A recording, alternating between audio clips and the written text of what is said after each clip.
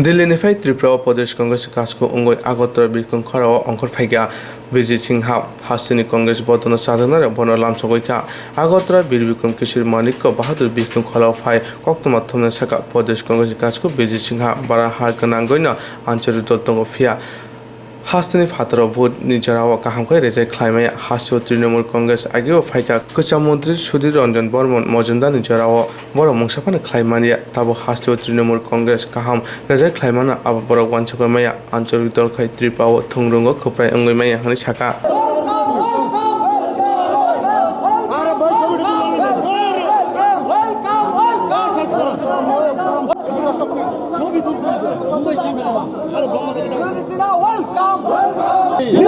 सोनिया गांधी आगे बढ़ो, राहुल गांधी आगे बढ़ो, देश का किसान आगे बढ़ो, देश का किसान आगे बढ़ो, देश का कांग्रेस आगे बढ़ो, सोनिया गांधी आगे बढ़ो, राहुल गांधी आगे बढ़ो, राहुल गांधी आगे बढ़ो। हमार कांग्रेस सभानेत्री श्रीमती सोनिया गांधी আমাদের নেতা রাহুল গান্ধীজি আমাকে একটা গুরু দায়িত্ব দিয়েছেন এবং আমাকে নির্দেশ দিয়েছেন সবাইকে নিয়ে দলকে শক্তিশালী করার জন্য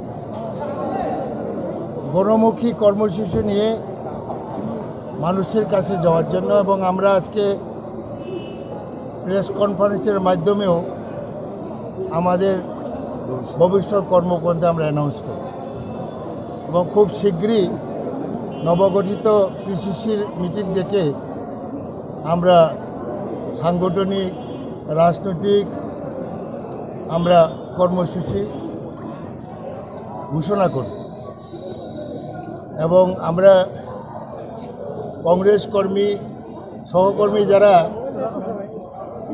সহসাথীরা আজকে আমাকে সাদর সম্বর্ধনা স্বাগত জানিয়েছে তার জন্য আমি কৃতজ্ঞতা জানাই এবং রাজ্যের সমস্ত অংশের কংগ্রেস নেতা কর্মী এবং অনুরাগী সবাইকে বলবো বিকল্প একমাত্র জাতীয় কংগ্রেস।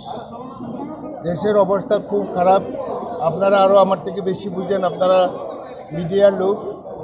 রাজ্যের অবস্থা আরও ভয়ঙ্কর অবস্থা, সেই থেকে উত্তরণ করতে পারে একমাত্র জাতীয় কংগ্রেস।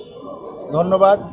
ওই যুবকরা অপেক্ষা রাখে না যে আমরা কেউ সাকসেসফুল হয় কেউ ব্যর্থতা হয়, এটা তো থাকবেই এবং আমরা নতুন করে শুরু করতে চাই এবং নতুন করে আমরা মানুষের কাছে পৌঁছে যাব এবং আমার বিশ্বাস খুব অচিরেই আমরা হৃত গৌরব পুনরুদ্ধার করতে পারি। আরেকটা বিষয় হচ্ছে বিরোজিতবাবু, এখন বর্তমানে রাজ্যে একটা নতুন দল এসছে, আপনি হয়তো জানেন, পত্রপত্রিকা বা টেলিভিশনের পর্দায় দেখেন যে তৃণমূল কংগ্রেস রাজ্যে থাবা বসিয়েছে।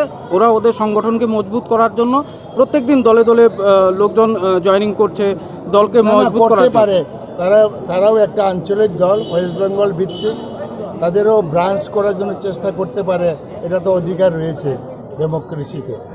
এবং আমি এটা নিয়ে কোনো কটূক্তি করতে চাই না, এইটুকু বলতে চাই যে ভারতবর্ষের যত রিজনাল পার্টি বিভিন্ন ইস্যু নিয়ে যে তারা গঠন হয়েছে ভারতের বিভিন্ন জায়গায় এবং যে ইস্যু নিয়ে হয়েছে, এরপরে তারা যার যার রাজ্যের বাইরে দাঁত ফুটাইতে পারেনি, এটা পরীক্ষা হয়েছে।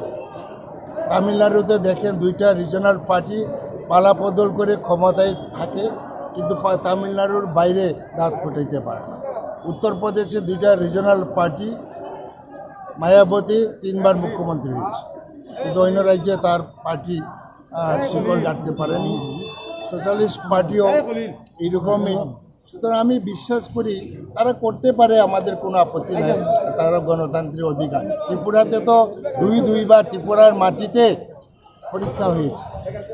সুধীর বাবুর মতন, সুধীর মজুমদার মতন সবচেয়ে জনপ্রিয় একজন নেতা এই তৃণমূল কংগ্রেসে যোগ দিয়েছিলেন, পরবর্তীতে ব্যর্থ হয়ে উনি আবার কংগ্রেসে রিজয়েন করছে। আমি তখন প্রেসিডেন্ট ছিলাম এবং আবার এমএলএ হয়েছি, তিনি এখন প্রয়াত। এরপরে আরও 5-6 জন এমএলএ দল কংগ্রেস থেকে বেরিয়ে গিয়ে তৃণমূলে গিয়েছিলেন।